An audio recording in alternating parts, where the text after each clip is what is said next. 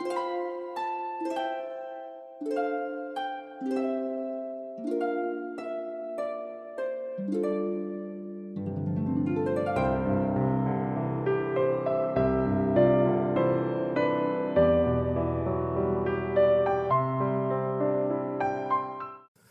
à chacun, chacune, soyez les bienvenus. Je remercie aussi les visiteurs qui sont venus ce matin pour entendre la parole de Dieu, qui sont en vacances, mais qui prennent le temps de venir louer leur Seigneur et leur Sauveur, mais aussi écouter ce que la parole de Dieu a pour eux. Donc soyez les bienvenus. Je souhaite aussi la bienvenue à nos chers auditeurs qui nous écoutent sur YouTube. Et je vais tout de suite remettre ce moment de culte entre les mains du Seigneur. Père Céleste, de gloire, je te bénis et je te dis encore merci pour ceux qui prennent le temps, pendant leurs vacances, de venir t'écouter et d'entendre ta parole. Bénis-les abondamment, Seigneur. Bénis aussi tes enfants qui sont ici présents pour entendre et écouter ta parole. Que vraiment, Seigneur, tu utilises ton serviteur pour annoncer ta parole que tu lui as mis à cœur. Et que nous puissions mettre en pratique ce que nous allons entendre aujourd'hui, mais aussi obéir afin d'être de fidèles serviteurs, comme nous allons le voir ce matin. Que ton nom soit encore glorifié à travers notre envie de mieux te connaître et d'apprendre encore plus pour savoir qui tu es réellement et de pouvoir te servir. Au nom de Jésus. Amen. Donc ce matin, nous allons commencer une nouvelle prédication suivie en 1 Thessaloniciens, donc la première épître aux Thessaloniciens. Mais avant de commencer ça, nous devons connaître le contexte historique. Ce contexte historique de 1 Thessaloniciens commence en Actes, chapitre 17. Et nous allons regarder ce contexte devant les yeux de ce contexte historique. La première visite de Paul aux Thessaloniciens est relatée dans le livre des Actes au chapitre 17 lors de son second voyage missionnaire vers les années 50 et 51 après Jésus-Christ. Il venait de Philippe et Paul et ses compagnons ont fait un voyage de 150 km pour arriver en Thessalonique, en Grèce. Donc ils ont traversé la mer, qui était à cette époque la capitale de la Macédoine à l'époque de Paul. Paul, en arrivant dans une nouvelle ville, avait l'habitude de se rendre dans une synagogue s'il y en avait une. Et dans cette synagogue, Paul commence toujours par annoncer l'Évangile. Parce que pour Paul, l'Évangile était une priorité qu'il a toujours respectée. Romains 1,16 nous dit « Car je n'ai point honte de l'Évangile, c'est une puissance de Dieu pour le salut de quiconque croit, du juif premièrement, puis du grec. » Et à Thessalonique, il est resté peu de temps. Tout de suite après avoir établi l'église de Thessalonique, lors de son second voyage, la persécution a commencé immédiatement. Et cela a imposé Paul à quitter hâtivement la ville de Thessalonique. Et pour ceux qui étaient là mercredi, nous avons pu voir que c'est suite à la persécution qui a commencé. Et de nos jours, Thessalonique s'appelle en grec Salonique. Maintenant, nous allons voir Thessalonique. Paul est parti à Corinthe. Mais il y a deux de ces personnes qui étaient restées en Thessalonique qui lui ont apporté des nouvelles, de bonnes nouvelles. L'apôtre Paul a écrit aux Thessaloniciens après avoir appris leur fidélité à l'Évangile au milieu de la persécution. C'est-à-dire que les saints de Thessalonique font partie des premiers convertis européens de l'Église. Cependant, Paul a appris qu'ils avaient des idées erronées sur la seconde venue de Christ. C'est une raison pour laquelle Paul a immédiatement écrit une lettre à Thessalonique. Parce que cette église locale, donc cette assemblée, était encore très jeune dans la foi, mais il persévérait dans l'attente journalière de la venue de Christ. Toute l'épître de Thessaloniciens respire la fraîcheur de la vie de foi de cette assemblée. Ces croyants manquaient encore de connaissances, mais en contrepartie, ils manifestaient leur premier amour, Christ. Ils avaient non seulement reçu la parole avec joie, mais ils la mettaient en pratique de leur vie journalière.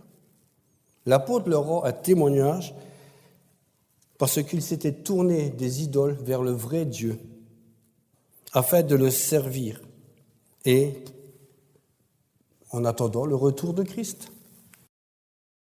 Le témoignage rendu à ces croyants nous parle encore aujourd'hui.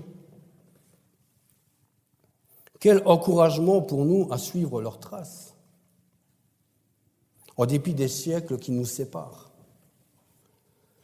Son attitude vis-à-vis des Thessaloniciens est imprégnée d'estime réciproque, d'amour et d'affection de Paul envers ces personnes-là. Et le corps de la lettre aux Thessaloniciens contient surtout des recommandations, des souvenirs personnels, des conseils et des exhortations. Il y a différents thèmes sur cet épître. Le premier thème, c'est le seul vrai Dieu qui existe en 3 personnes. Le deuxième thème que nous retrouvons au cours de cette étude de la parole de Dieu, nous avons la divinité de Christ. Le troisième thème, c'est le salut de la croix, le résultat de la croix. Le quatrième thème, c'est l'inspiration de l'autorité des Écritures, l'union du croyant avec le Christ, la sanctification qui est liée à la pureté personnelle et la vigilance dans les efforts et de se maintenir dans une discipline de vie. Ça, c'est tout au long des 5 chapitres que nous avons dans 1 Thessaloniciens. Et maintenant, je vous invite à ouvrir votre Bible en 1 Thessaloniciens, chapitre 1. Et je vais faire la lecture des 10 versets. Paul, Sylvain et Timothée à l'église des Thessaloniciens, qui est en Dieu le Père et dans le Seigneur Jésus-Christ. Que la grâce et la paix vous soient données. Nous rendons continuellement grâce à Dieu pour vous tous et faisons mention de vous dans nos prières. Nous nous souvenons sans cesse devant Dieu notre Père de l'œuvre de votre foi, du travail de votre amour et de la fermeté de votre espérance en notre Seigneur Jésus-Christ. Nous savons, frères bien-aimés de Dieu, que vous avez été élus, car notre évangile n'est pas venu jusqu'à vous en parole seulement, mais aussi avec puissance, avec l'Esprit Saint et une pleine certitude. Vous savez en effet ce que, à cause de vous, nous avons été parmi vous. Vous êtes devenus nos imitateurs et ceux du Seigneur, en recevant la parole au milieu de beaucoup de tribulations, avec la joie de l'Esprit Saint. Ainsi, vous êtes devenus un modèle pour tous les croyants en Macédoine et en Achaïe, car la parole du Seigneur a retenti de chez vous, non seulement en Macédoine et en Achaïe, mais votre foi en Dieu s'est fait connaître en tout lieu à tel point que nous n'avons pas besoin d'en parler. On raconte à notre sujet quel accès nous avons eu auprès de vous et comment vous vous êtes convertis à Dieu en vous détournant des idoles pour servir le Dieu vivant et vrai et pour attendre des cieux son Fils qu'il a ressuscité d'entre les morts, Jésus qui nous délivre de la colère à venir. C'est pourquoi ce matin, j'aimerais voir avec vous l'importance de suivre Dieu. Et considérant les paroles de l'apôtre dans leur ordre et en détail. Premièrement, Paul félicite l'Église pour être restée fidèle pendant la persécution, dans les versets 1 à 3. Deuxièmement, nous avons une œuvre puissante à l'œuvre dans cette Église, versets 4 à 7.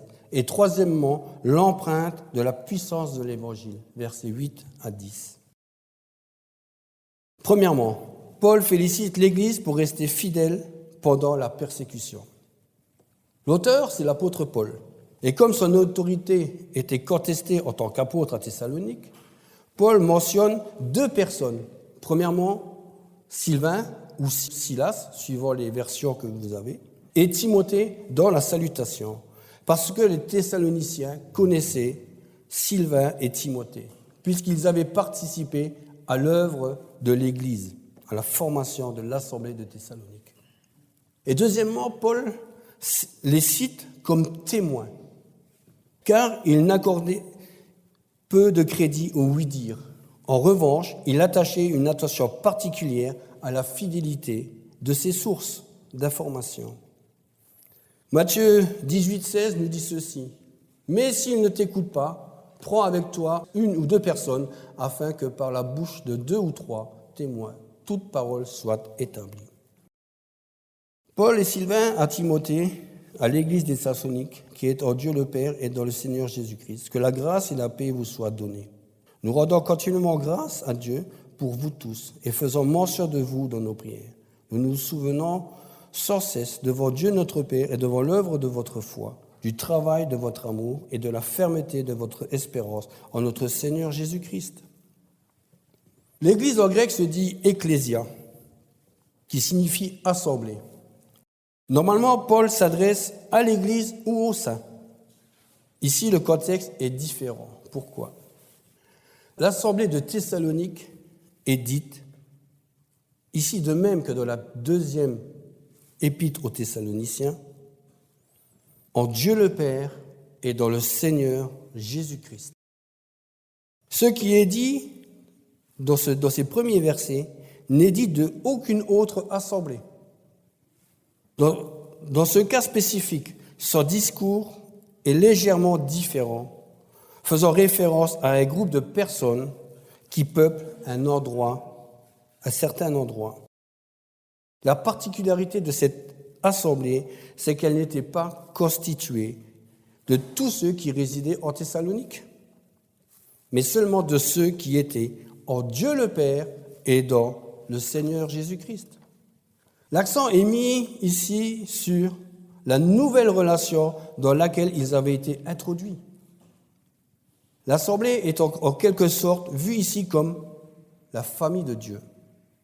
Nous sommes enfants de Dieu, c'est-à-dire que nous la connaissons comme le Père par le Seigneur Jésus-Christ. Cependant, le chrétien n'est pas seulement uni avec Dieu le Père, il est aussi avec le Seigneur Jésus-Christ. Et posons-nous cette question. Paul, dans sa lettre, nous donne un aperçu de l'image du chrétien selon Dieu. Et d'après vous, qu'est-ce qu'un chrétien ? Selon Paul, on ne peut pas être chrétien sans faire partie de l'Église de Christ et sans être dans une église locale qui annonce la vérité de la parole de Dieu selon la vérité. Cette lettre est écrite à ceux qui composent l'église des Thessaloniciens. Autrement dit, cette église est composée exclusivement de vrais croyants de Thessalonique. Et je suis désolé de le dire, pour ceux qui se disent chrétiens et qui disent que je n'ai pas besoin d'aller dans une église parce que j'écoute les pasteurs ou les enseignements qui se trouvent sur le web, je vous dis, vous êtes dans l'erreur. Si j'ai une question à poser, à qui je la pose si je reste constamment à la maison et seul ? Comment voulez-vous que je puisse grandir si je n'ai pas de réponse ? Et comment puis-je savoir si ce que le pasteur dit sur le net est vrai ou pas si je ne lis pas ma parole ? Deuxièmement, un chrétien est celui qui est dans la sphère divine. Paul dit que l'Église était en Dieu et dans le Seigneur Jésus. Les Thessaloniciens tiraient leur vie spirituelle de Dieu et de Christ. Ils étaient également sous l'influence et la responsabilité de Dieu et du Christ. En tant qu'Église, ils étaient si étroitement unis à Dieu et au Christ que l'on pourrait dire qu'ils vivaient en Dieu et en Christ par le Saint-Esprit qui est en nous. Et nous avons ici la Trinité. Oui, mon frère, ma sœur et auditeur, dans ce premier verset, la façon dont Dieu nous a apporté sa parole devient évidente. Dieu en Christ a donné sa révélation par le Saint-Esprit. Dieu a envoyé son Fils unique sur la terre. Quand Jésus est reparti, il a dit quoi ? Je vous enverrai le Consolateur, le Saint-Esprit. Et là, nous avons les trois qui œuvrent en nous par le Saint-Esprit.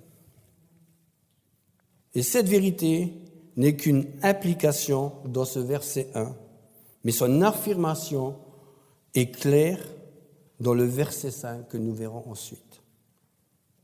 Un chrétien, c'est celui qui bénéficie des bénédictions spirituelles que Dieu donne.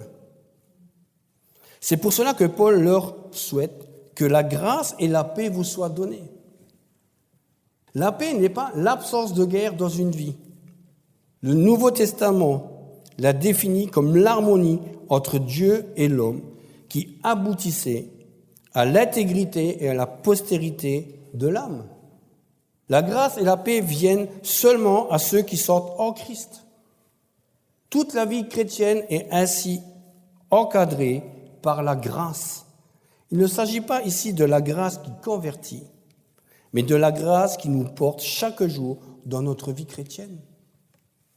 Et la conclusion de ces trois « qui est un chrétien ?» de cette question se résume en une seule phrase qui regroupe ces trois réponses que nous venons de voir. Un chrétien, c'est tout simplement un disciple de Christ. Et la question se pose, es-tu disciple de Christ? As-tu ces trois caractéristiques? C'est-à-dire un dans le corps de Christ, un dans la sphère divine et un bénéficiaire des bénédictions du Christ? Ce que nous devons comprendre ici, ce que Paul souhaitait aux Thessaloniciens et ce que Dieu nous souhaite par les écrits de Paul, encore aujourd'hui, et pour ceux qui vont connaître Dieu plus tard, c'est d'avoir un sentiment encore plus profond de la faveur imméritée avec laquelle Dieu pose ses regards sur ses enfants, que nous sommes devenus en Jésus-Christ par la foi. La parole de Dieu, à travers cette épître, écrite par Paul sous l'inspiration du Saint-Esprit, nous montre dans ce verset 1 que cette église n'était en aucun cas une église ou une assemblée juive. Même si au départ les premiers convertis étaient juifs, suite à la prédication de Paul. D'après vous, pourquoi cette église n'était pas juive? Parce qu'ils se réunissaient au nom de Jésus, le Fils de Dieu qui est aussi le Seigneur et le Messie. Acte 17, versets 2 à 3. Paul y entra selon sa coutume pendant 3 sabbats. Il discuta avec eux d'après les Écritures, expliquant et établissant que le Christ devait souffrir et ressusciter des morts. Et Jésus, que je vous annonce, dit-il, c'est lui le Christ. Et dans ce verset, nous avons ici l'accent qui est mis sur l'égalité entre Dieu et le Seigneur Jésus. Et je vous pose une question. Lorsque nous nous réunissons comme aujourd'hui, comment venons-vous? Comment venons-nous dans cette église? Juste par habitude? Pour louer et adorer Dieu? Entendre la prédication? Pour revoir les frères et sœurs que nous n'avons pas vus durant la semaine? Ou alors nous venons comme les Thessaloniciens, qui se réunissaient au nom de Jésus, le Fils de Dieu, qui est aussi le Seigneur et le Messie sur leur vie? Et ici, nous sommes vraiment honnêtes envers nous-mêmes. Nous ne réunissons pas le dimanche comme le faisaient les Thessaloniciens. Et là, il y a quelque chose à changer dans notre vie aussi, quand on vient le dimanche. Nous pouvons remarquer dans le verset 2 et 3 que Paul et Silas et Timothée priaient pour eux, c'est-à-dire les fidèles de Thessalonique. Il nous a donné l'exemple de prière les uns pour les autres. Et dans cette épître, nous avons 3 exemples de prière. Ici, dans le verset 2 et 3 du chapitre 1, mais aussi dans le chapitre 3, versets 11 à 13, et dans le verset 5, 23 à 24. Nous voyons que dans cette prière, il y a une triple association des caractères intérieurs des Thessaloniciens, à savoir la foi, l'espérance et l'amour, qui sont les fondements de notre caractère comme croyants véritables de Christ, qui est le résultat du ministère lié à ces 3 attitudes spirituelles que nous allons voir dans le verset 9 à 10. On raconte à notre sujet quel accès nous avons eu auprès de vous et comment vous vous êtes convertis à Dieu en vous détournant des idoles pour servir le Dieu vivant et vrai et pour attendre des cieux son Fils qu'il a ressuscité d'entre les morts, Jésus qui nous délivre de la colère à venir. Nous avons ici une prière unie d'un même cœur, sans partage, dirigée vers Dieu et vers le Seigneur Jésus-Christ, parce que nous avons le pronom au pluriel « nous », qui montre que les trois hommes étaient en train de prier. Et ces trois hommes priaient comme un seul homme. Trois en un. Est-ce que nous prions 17 en un? Ou à la maison, en famille? Quelle puissante prière commune qu'ils avaient. Et pourquoi? Elle était spécifique dans les détails. Nous avons ici une description précise de ce qui était l'objet de leur action de grâce qui était fournie. Leur foi était agissante, leur fervent amour et leur ferme espérance. Et leur ferme espérance, c'est le retour de Christ. La foi, au sens biblique, est une conviction, un attachement à des réalités qui sont encore invisibles à l'œil humain. La foi est en contraste avec la vue. Hébreux 11, verset 1. Or, la foi est une ferme assurance des choses qu'on espère, une démonstration de ce qu'on ne voit pas. L'amour a, premièrement, Dieu pour objet. Le prochain ne vient qu'ensuite. Dans ma vie, c'est Dieu d'abord, mon épouse et mes enfants ensuite. Et vous, bien entendu, après eux. La priorité, d'abord le Seigneur. Il s'agit ici de l'amour divin. Nous pouvons aimer parce que nous sommes nés de Dieu et que l'amour de Dieu est versé dans nos cœurs. Il n'y a que comme ça que je peux vous aimer. S'il n'y avait pas Christ en moi, je ne serais pas là. Et si je vous verrais dans la rue, je ne vous aimerais pas. Mais l'amour de Dieu qui est en moi par le Saint-Esprit fait en sorte que je vous aime comme un frère et une sœur. Et ça ne vient que de Dieu, ça ne vient pas de moi. Je peux faire tous les efforts du monde. Si je ne vous aime pas, je ne vous aimerai pas. Mais Dieu a fait en sorte, a tout changé dans ma vie, afin que je puisse aimer mon frère et ma sœur qui sont en réalité ses enfants par adoption en Christ. Et tout cela par la foi. Le travail de votre amour dont parle Paul dans ce verset signifie un effort à la limite de l'épuisement.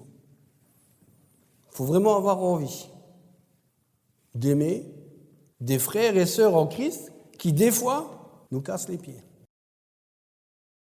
par rapport à leur comportement ou à leur façon de parler, qu'ils sont obligés de changer. Mais c'est à travers leur mauvais comportement ou leur mauvaise attitude encore, parce que nous ne sommes pas tous parfaits, qu'on voit qu'on aime son frère en Christ, tout en le redressant avec amour. Connaissons-nous aujourd'hui encore ce dévouement opéré par l'amour de Dieu en nous? Ça, chacun peut y répondre, individuellement. L'espérance est vivante en eux et produisait la patience, c'est-à-dire la persévérance. Notre espérance n'est pas simplement fixée sur un meilleur avenir, une meilleure façon de vivre, mais notre espérance en tant qu'enfant de Dieu, elle est basée sur la personne du Seigneur lui-même pour son retour. Jésus-Christ est notre espérance.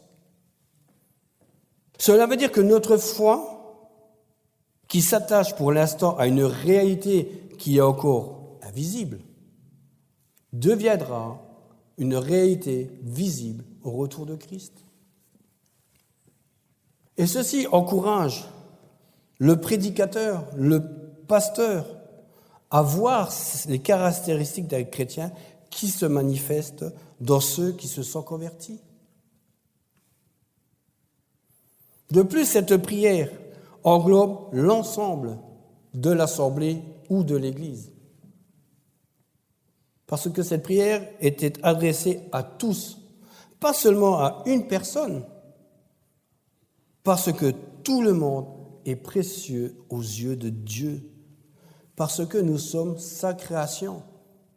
Et par Jésus-Christ, nous sommes devenus ses enfants par adoption, co-héritiers du royaume. Et pour l'instant, nous vivons dans un monde perdu. où le péché nous englobe si facilement que si on n'est pas ancré dans la parole de Dieu avec une ferme conviction, nous avons facilement cette façon de tomber, de chuter. Mais en tant qu'enfant de Dieu, par la repentance, nous pouvons nous relever parce que Dieu nous reprend par la main. Et nous continuons le chemin sur la bonne direction. Nous voyons aussi que cette prière était continuelle. Paul exhorte les Thessaloniciens de prier sans cesse. Paul pratiquait ce qu'il enseignait. D'où cette question aux prédicateurs et pasteurs. Pratiquez-vous ce que vous enseignez ou êtes-vous des hypocrites? Faites ce que je vous dis, mais ne faites pas ce que je fais. Et ne m'observez pas. Mais on peut tromper son monde, mais on ne peut pas tromper Dieu. Dieu voit tout ce qu'on fait. C'est le seul qui est capable de lire dans mon cœur et voir si ce que je dis est vrai ou pas, ou si je suis un hypocrite. Et ça doit nous interpeller. Dans ces 2 versets, Paul nous a prodigué des conseils merveilleux sur la façon de prier les uns pour les autres. Certes, nous devrions prier sans cesse, l'un pour l'autre. Le faisons-nous vraiment? Comment nous encourager à prier continuellement? En priant pour vous, en priant pour eux. Lorsqu'un frère ou une sœur apprend qu'on prie pour lui ou pour vous, sincèrement, ce frère et sa sœur est édifié et il est béni. Ensuite, Paul les a félicités pour leur fidélité dans leur vie chrétienne. Si moi je sais que vous priez pour moi, cela m'encourage à prier pour vous et ainsi de suite. Et ça forme une union. Chaque chrétien devrait avoir l'encouragement pour habitude, en donnant une parole d'exhortation à tous les chrétiens qu'on rencontre, ou du moins ceux qu'on connaît. Mes amis, toute la reconnaissance de Paul pour les convertis était construite autour de leur foi, l'amour et l'espoir. Et à travers ceci, Paul remercie le Seigneur de ce qu'il a œuvré pour eux dans leur vie. Il ne faut pas oublier ça. Les 3 grâces chrétiennes fondamentales qui sont liées, ce sont la foi, l'amour et l'espoir ou l'espérance. Ce sont les 3 grâces chrétiennes fondamentales qui sont liées. 1 Corinthiens 13 nous dit « Maintenant, donc, ces 3 choses restent la foi, l'espérance, l'amour. Mais la plus grande des 3, c'est l'amour. » Colossiens 1, versets 3 à 5 nous dit ceci « Nous rendons grâce à Dieu, le Père de notre Seigneur Jésus-Christ. Et nous ne cessons de prier pour vous, ayant été informés de votre foi en Jésus-Christ et de votre charité pour tous les saints, à cause de l'espérance qui vous est réservée dans les cieux, et que la parole de la vérité, la parole de l'Évangile vous a précédemment fait connaître. » Et là, Paul a exprimé sa profonde reconnaissance envers Dieu pour le bon exemple de nos compagnons chrétiens. Là, c'est pour ceux de Thessalonique, en l'occurrence. La Bible nous dit de prier continuellement. Et Jésus priait aussi continuellement. Si nous faisons bien attention et si nous lisons la parole, nous voyons que Jésus priait matin et soir. Il a même prié 1 heure pour chaque disciple. Mais est-ce que nous, on prie 1 heure pour chaque frère et sœur en Christ? Mais dans notre Église, nous avons un exemple que j'ai pris. C'est notre sœur Marie. Et chaque Église a son exemple ou ses exemples. On en a plusieurs, mais j'ai pris Marie. Parce que Marie évangélise là où elle se trouve, dans sa maison de retraite. C'est pas formidable, ça? Elle parle de Dieu à ceux qui ne connaissent pas Dieu dans sa maison de retraite. Et pourquoi elle est capable de le faire? Elle peut faire ces choses à cause de la fermeté, de l'espérance en Christ, pour elle et pour ceux qui ne connaissent pas Christ. Des personnes comme Marie, et nous avons encore d'autres personnes ici, je ne vais pas tous les nommer, sont pour nous, et devraient être pour nous, une source d'inspiration. Mais ils ne sont pas les seuls qui démontrent par leur acte leur marche avec Christ. Nous trouvons dans les plupart d'églises des personnes qui œuvrent pour le Seigneur. Et comme Paul, nous devrions rendre grâce pour les fidèles serviteurs qui font preuve de leur foi, de leur amour et de leur espérance. C'est pour ça que nous devons suivre le seul Dieu vivant et vrai. Et là, nous venons de voir la fidélité exemplaire de l'église de Thessalonique, les versets 1 à 3. Et maintenant, nous allons voir, deuxièmement, Paul nous présente une œuvre puissante à l'œuvre dans les versets 4 à 7. Nous savons, frères bien-aimés de Dieu, que vous avez été élus.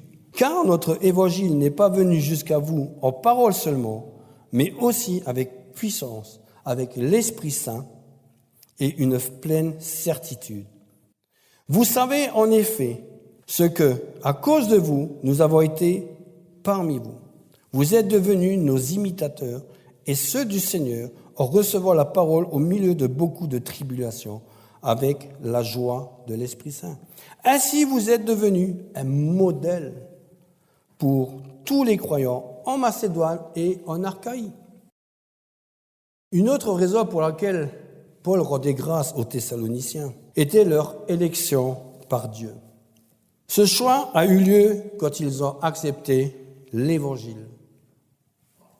Les élus de Dieu sont des gens de toute race, de toute nation, qui ont entendu l'Évangile et qui ont choisi de l'accepter. Je ne vais pas débattre sur le sujet de l'élection, parce qu'il y a beaucoup de distorsions entre ça, mais je vais simplement dire une chose. Dieu est le créateur du ciel et de la terre et de tout ce qui existe. Nous l'avons vu dans la présidence que notre frère nous a présentée. Dieu sait, depuis le début de la création jusqu'à son point final, qui viendra à lui à travers la parole de Dieu et qui rejettera son Fils. Dieu est omniscient, donc il sait tout, il connaît tout, il voit tout, mais il ne dira pas qui sera élu ou pas. Tout le monde est appelé à venir à cette élection. Un exemple, vous avez à l'armée des troupes spécialisées. Tous sont appelés à pouvoir venir dans ces troupes de choc. Mais seuls ceux qui vont réussir les examens physiques, intellectuels, pourront intégrer cette troupe d'élite. Et avec Dieu, c'est pareil. Tous sont appelés.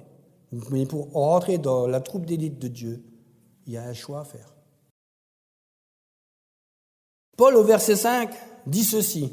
« Car notre évangile n'est pas venu jusqu'à vous en parole seulement, mais aussi avec puissance, avec l'Esprit Saint et une pleine certitude. Vous savez en effet ce que, à cause de vous, nous avons été parmi vous. » Le véritable évangile consiste en deux choses, la parole et la puissance. La parole de l'évangile est le récit oral ou écrit de ce que les hommes doivent faire pour être sauvés. Mais le salut ne vient que lorsque la puissance de Dieu est reçue et utilisée. Et cette puissance est le pouvoir de la prédication, de la bonne nouvelle, dans la vérité de la parole et le pouvoir du Saint-Esprit. Oui, mes amis, la parole de Dieu a le pouvoir de changer la vie de ceux qui l'entendent et qui la mettent en pratique. On peut entendre sans écouter et la mettre en pratique. On peut écouter et pas mettre en pratique.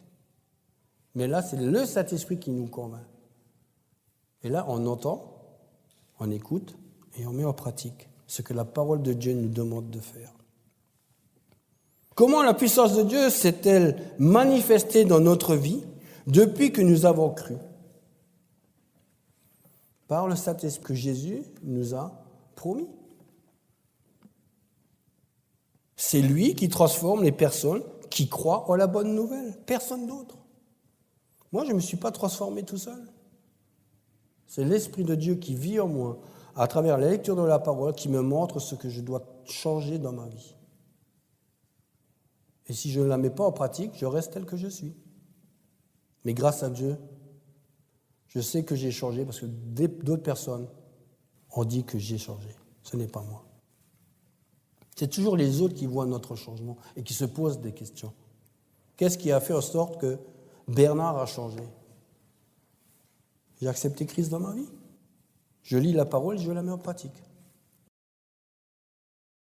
Lorsque Paul leur prêcha l'évangile, il ne leur partagea pas que des opinions et une philosophie humaine. Je vous invite à prendre 1 Corinthiens chapitre 2, versets 1 à 5 et verset 7. Pour moi, frères, lorsque je suis allé chez vous, ce n'est pas avec une supériorité de langage ou de sagesse que je suis allé vous annoncer le témoignage de Dieu. Car je n'ai pas jugé bon de savoir autre chose parmi vous, sinon Jésus-Christ et Jésus-Christ crucifié. Moi-même, j'étais auprès de vous dans un état de faiblesse, de crainte et de grand tremblement. Ma parole et ma prédication ne reposaient pas sur les discours persuasifs de la sagesse, mais sur une démonstration d'esprit et de puissance, afin que votre foi ne soit pas fondée sur la sagesse des hommes, mais sur la puissance de Dieu. Et au verset 7, il rajoute « Nous prêchons la sagesse de Dieu mystérieuse et cachée, que Dieu avait prédestinée avant les siècles pour notre gloire. » Et cette chose cachée avant les siècles pour notre gloire, c'est ni plus ni moins que Jésus-Christ. Au contraire, le message que Paul annonçait était rempli de la puissance de Dieu. Prenez aussi le casque du salut et l'épée de l'esprit, qui est la parole de Dieu. C'est ce que nous avons tous à la maison. Sauf si elle est dans la bibliothèque avec la poussière dessus. Elle ne sert à rien. Mais si on la lit tous les jours, nous avons le casque du salut et l'épée de l'esprit. Et c'est aussi l'Esprit Saint qui œuvre dans le cœur avec une pleine persuasion. Et là, c'est Jean 16, verset 8. Jean 16, verset 8. Et quand il sera venu, il convaincra le monde de péché, de justice et de jugement. Paul prêcha l'Évangile avec une pleine persuasion que sa prédication changerait leur vie, tout comme elle a changé la sienne. Les Thessaloniciens ont pu voir que l'enseignement apporté par Paul et ses compagnons était vrai, parce que ces hommes vivaient ce qu'ils disaient. Le témoignage est primordial pour le monde, notre témoignage en Christ. Là, je vous pose une question. Elle est individuelle et collective. Individuellement, ma vie est-elle en conformité avec la parole de Dieu? Ou ma vie contredit-elle ce que je prétends être? Individuellement et maintenant collectivement, notre vie confirme-t-elle ou contredit-elle notre vie en Christ et de ce que nous prétendons être? Il y a beaucoup de questions qu'on doit se poser. Et maintenant, comment voyez-vous ceux qui prêchent? Sont-ils conformes à ceux qu'ils prêchent et vivent-ils une pleine persuasion de l'Évangile? Servons-nous le vrai, seul Dieu vivant? Oui, mes amis, la valeur du message était confirmée par la qualité de vie du prédicateur. Là, je parle pour ceux de Thessalonique. Pour nous, est-ce que la valeur du message que vous nous annonçons est confirmée par la qualité de notre vie? Ceci démontrait la crédibilité de la puissance et de la grâce de Dieu. Et ceci servait de preuve pour que les non-croyants croient à la véracité du message de rédemption. 2 Corinthiens 1, verset 12 nous dit ceci. « Car ce qui fait notre gloire, c'est ce témoignage de notre conscience que nous nous sommes conduits dans le monde, et surtout à votre égard avec sainteté et pureté devant Dieu, non point avec une sagesse charnelle, mais avec la grâce de Dieu. » Les Thessaloniciens, tout comme Paul et ses compagnons, portaient l'empreinte de la puissance du Saint-Esprit qui opérait dans leur cœur et dans leur conscience. Versets 6 et 7. Vous êtes devenus nos imitateurs et ceux du Seigneur en recevant la parole au milieu de beaucoup de tribulations avec la joie de l'esprit. Ainsi, vous êtes devenus un modèle pour tous les croyants en Macédoine et en Achaïe. Encore une question. Portons-nous cette empreinte de cette puissance de l'Évangile, comme l'ont porté ceux de Thessalonique? Ceci nous apprend le principe suivant en enseignant l'Évangile de Jésus-Christ par la parole et la puissance de Dieu. Nous pouvons ainsi aider les autres à devenir disciples et serviteurs de notre Seigneur et Sauveur Jésus. Et l'exemple des Thessaloniciens nous apprend la vérité suivante. Nous pouvons faire connaître l'Évangile par notre exemple, c'est-à-dire notre témoignage. Mon frère, ma sœur, et vous qui nous écoutez, le moyen le plus efficace de prêcher l'Évangile est notre témoignage personnel de comment nous avons reçu Christ dans notre vie. Avant de commencer à parler de toute autre chose, de la parole de Dieu. Si nous menons une vie en accord avec notre croyance en Christ, les gens le remarqueront. Si notre vie est empreinte de l'image de Jésus-Christ, si nous sommes joyeux et en paix avec le monde, les gens voudront savoir pourquoi. Une citation de saint François d'Assise dit ceci. « Prêche tout le temps l'Évangile et si nécessaire, utilise des mots. » Et pourquoi l'exemple des Thessaloniciens s'est répandu en Macédoine et dans l'Achaïe? La réponse se trouve dans les versets 8 à 10. La dernière partie du chapitre 1 nous apprend beaucoup sur l'imitation. Après la description du verset 3, donc des caractères intérieurs de la nouvelle vie dans les Thessaloniciens, c'est-à-dire la foi, l'amour et l'espérance, nous trouvons dans les versets 6 à 8 les caractères extérieurs. Vous êtes devenus nos imitateurs et ceux du Seigneur, en recevant la parole au milieu de beaucoup de tribulations avec la joie du Saint-Esprit. Ainsi, vous êtes devenus un modèle pour tous les croyants en Achaïe et en Macédoine. Car la parole du Seigneur a retenti de chez vous, non seulement en Macédoine et en Achaïe, mais votre foi en Dieu s'est fait connaître en tout lieu, à tel point que nous n'avons pas besoin d'en parler. Ce qui s'accomplissait dans l'homme intérieur était rendu visible. En premier lieu, les Thessaloniciens nous sont présentés comme des imitateurs. Les gens ont une grande tendance à imiter. Les enfants imitent les adultes. Même les adultes imitent les bons et les mauvais exemples des autres. Les sportifs imitent les actes des autres sportifs afin d'améliorer leur performance et de progresser dans leur activité. Et les versets 6 à 10 décrit les grands débuts des Thessaloniciens qui ont répondu à l'Évangile. Leur acte consistait à imiter Paul et ses compagnons, mais aussi à imiter la vie du Seigneur et celle de ses disciples. Ils n'étaient pas seulement devenus des chrétiens, ils le montraient aussi.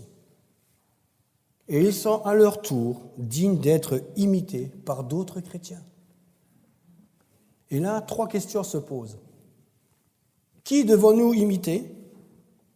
Comment pouvons-nous le faire? Et pour qui devons-nous être des exemples? Dieu voulait que nous ayons des exemples pour mener une vie chrétienne selon sa parole. Et il nous a laissé la Bible. Il a commencé ce travail dans la vie de Jésus. Il l'a poursuivi dans la vie des apôtres qui répandaient l'Évangile. Et aujourd'hui, c'est à nous de continuer l'exemple. Chacun d'eux donne un exemple aux véritables enseignants chrétiens et aux autres disciples. L'Église de Thessalonique a su suivre leur exemple et l'a transmis.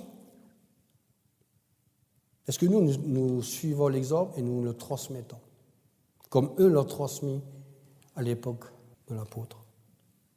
Le deuxième caractère extérieur que nous pouvons voir à travers la lecture, les imitateurs deviennent des modèles. Et cette parole est aussi pour nous.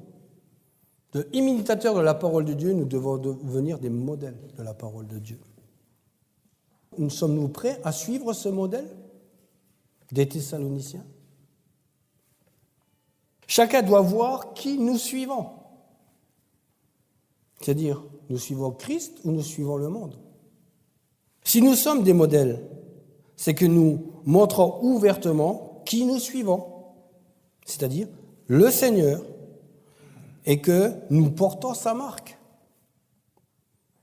N'oublions pas une chose, que nos frères et sœurs en Christ, tout comme ceux de l'extérieur, nous observent. Pas en survolant, mais très attentivement, comment nous vivons ce que nous annonçons. Et que voit-il en nous? Manifestons-nous les caractères du Seigneur ou voit-on ceux du vieil homme? De plus, l'église de Thessalonique est la seule assemblée que Paul décrit comme un modèle. Parce que Paul n'a pas écrit qu'une seule lettre, il en a écrit plusieurs. Mais c'est la seule église qui est décrite comme un modèle. Ce qui nous amène au troisième mot, l'empreinte de la puissance de l'Évangile.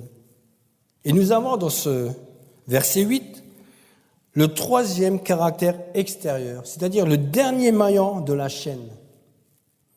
Ils étaient premièrement des imitateurs.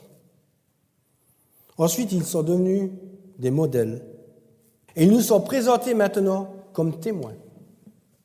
Parce que Paul dit ceci au verset 8. « Car la parole de Dieu a retenti de chez vous. » Dans la langue originale, le verbe « retentir » véhicule l'idée de réfléchir, tel un écho dans une montagne. Tout le monde a déjà été peut-être pas tous, mais certains ont déjà été se promener en pleine montagne. Et quand on fait « oh », on entend un écho qui redit, qui répète. Et bien, c'est ce que les Thessaloniciens ont fait lorsqu'ils ont entendu la parole de Dieu. Donc, les nouvelles de leur fidélité, de leur témoignage, ont été entendues à partir de la Macédoine, qui est dans la partie nord de la Grèce, et en Achaïe, qui est la partie sud de la Grèce. Leur bon exemple était connu dans toute la péninsule. Mais qu'est-ce qui a fait que cela se produise? Leur foi en Dieu s'est répandue. De sorte que nous n'avons pas besoin de redire. C'est ce que Paul dit au verset 8. Certainement que quand Paul était dans ces contrées, il n'avait même plus besoin d'annoncer la parole de Dieu. Parce que l'exemple et le témoignage des Thessaloniciens étaient déjà arrivés. Le comportement des Thessaloniciens avait pour résultat que le monde, même bien qu'involontairement, devenait témoin de la puissance de l'Évangile. Ces hommes du monde avaient vu le changement qui s'était opéré en eux et ils en parlaient entre eux. Est-ce que notre foi envers Dieu s'est répandue comme ceux de l'église de Thessalonique?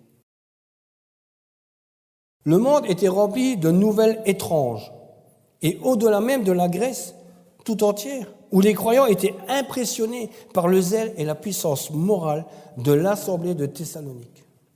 Je répète, le monde était rempli de nouvelles étranges et au-delà même de la Grèce tout entière, où les croyants étaient impressionnés par le zèle et la puissance morale de l'assemblée de Thessalonique.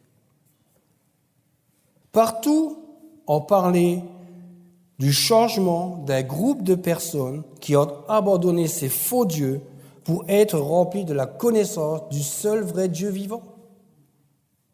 Avec joie, telle qu'aucune souffrance n'était en mesure de la refroidir.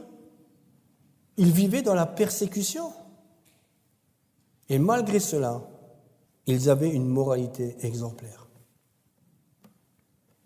Ce passage nous montre clairement ce que le Nouveau Testament entend par conversion. De nos jours, nous sommes tellement habitués à certaines expressions qu'on ne réalise plus ce que cela veut dire. Et nous ne connaissons plus la profondeur de ce que cela veut dire aussi, le sens profond. Conversion et repentance sont deux choses intimement liées. Ce groupe de personnes était aussi distinct des Juifs que des païens. Et ils étaient caractérisés par une vraie vie de foi, d'amour et d'espérance. Ce qui était pour l'époque encore inconnu.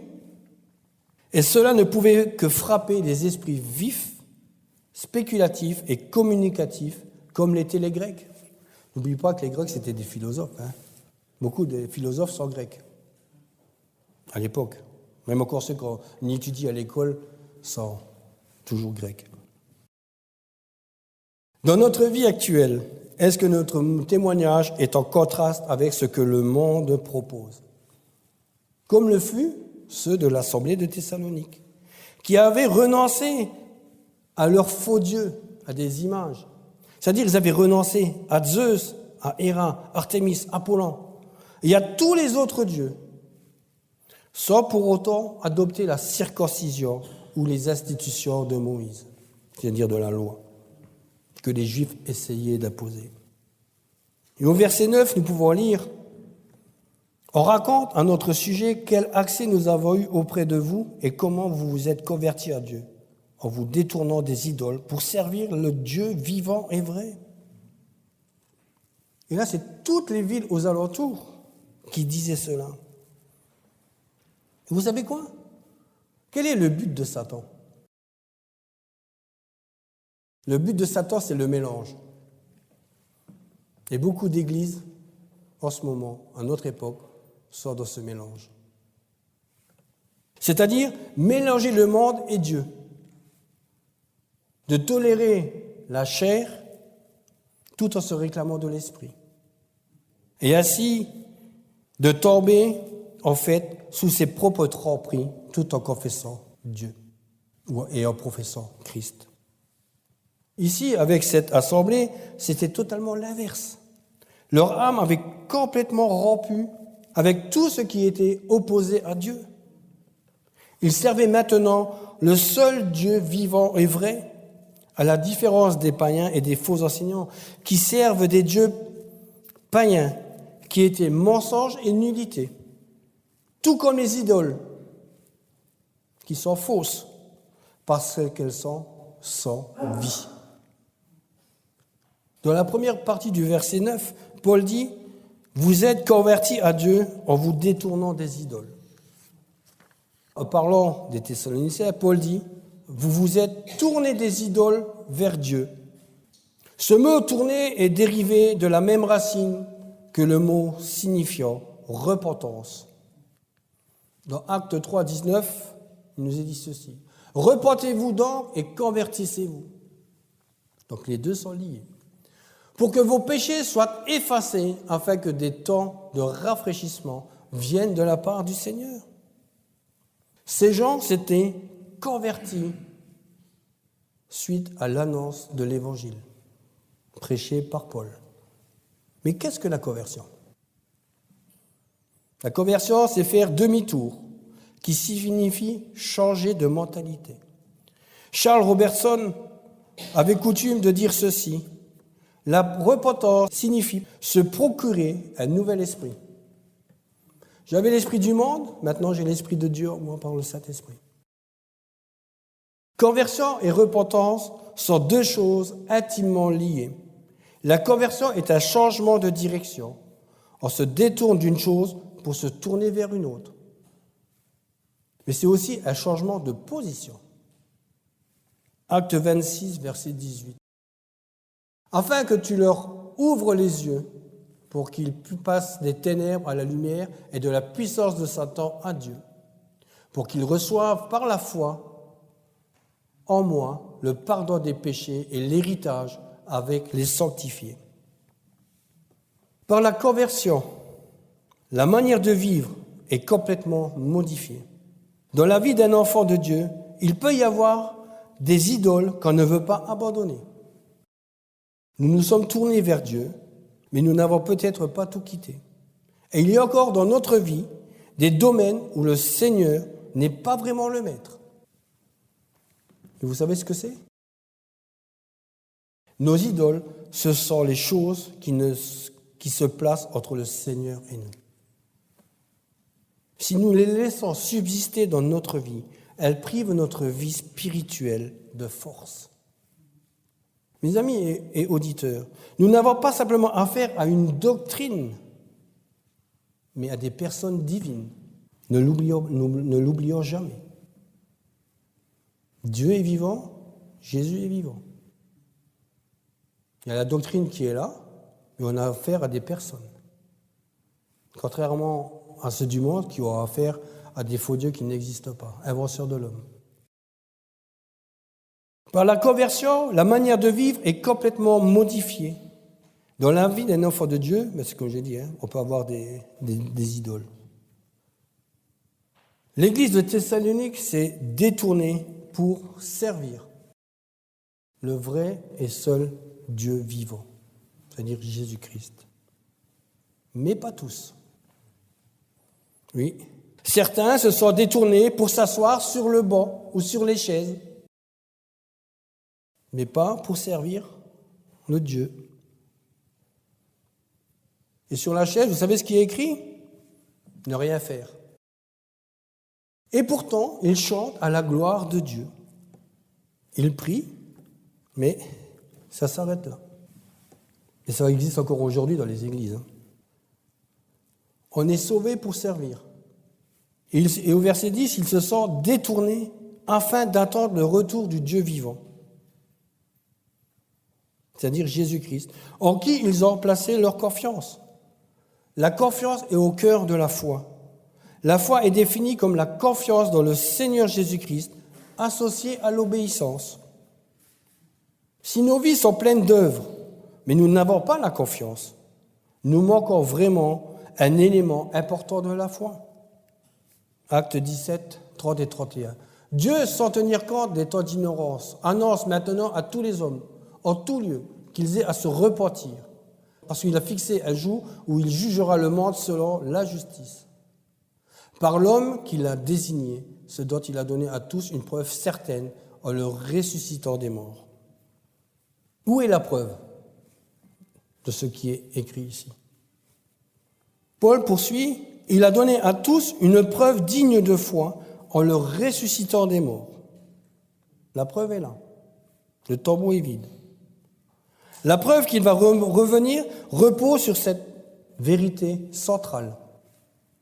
Il nous a assuré qu'il sera de retour, et vous, par quoi ? Par le tombeau qui est vide. Par conséquent, la vie chrétienne est une vie d'attente, mais non pas dans une attitude passive ou inactive. C'est dans une vie vivante et pleine de joie pour le Seigneur au sein de son Église, c'est-à-dire dans le service pour l'Église. Servant le Dieu vivant et vrai qui nous délivre de la colère à venir. Nous sommes déjà délivrés de la colère à venir. La prédication a pour but de faire connaître le Dieu inconnu et son Fils, afin d'amener les insouciants à la bonne nouvelle de Dieu, ce qui nous amène à la conclusion. Les Thessaloniciens ont entendu la prédication. Ils l'ont reçue dans leur esprit et le Saint-Esprit a utilisé ces paroles comme son instrument, c'est-à-dire la parole de Dieu, comme son instrument pour les amener à obéir complètement à l'Évangile. La voie par laquelle l'Évangile leur est parvenu est la même que nous avons encore aujourd'hui, c'est-à-dire la Bible, À l'époque, c'était prêché, mais elle commençait déjà à être écrite. Les Thessaloniciens se sont convertis en se détournant des idoles pour servir le Dieu vivant et vrai et pour attendre le retour de son Fils qu'il a ressuscité d'entre les morts. Lui qui nous délivre de la colère à venir. Mes amis et vous, auditeurs, Jésus-Christ est la différence, car sans lui, nous sommes confrontés à une fin désespérée, une tombe sans espoir, une résurrection sans espoir, une éternité sans espoir. Nous devons vivre conformes aux enseignements de la parole de Dieu, se détourner du péché, être fidèles et fervents dans le service envers notre Seigneur, parce que le temps est court, et être prêt pour son retour. Parce que nous ne savons quand elle aura lieu, mais avec lui, nous avons la vie éternelle. Notre position est en Dieu notre Père et dans le Seigneur Jésus-Christ. Notre bénédiction journalière est la jouissance de la grâce et de la paix dans notre marche constante de ceux qui se confient dans l'amour de Dieu le Père et la marche dans l'obéissance à notre Seigneur et Sauveur Jésus-Christ. Et je terminerai avec ceci. Servons le seul Dieu vivant et vrai qui nous délivre de la colère à venir. Amen.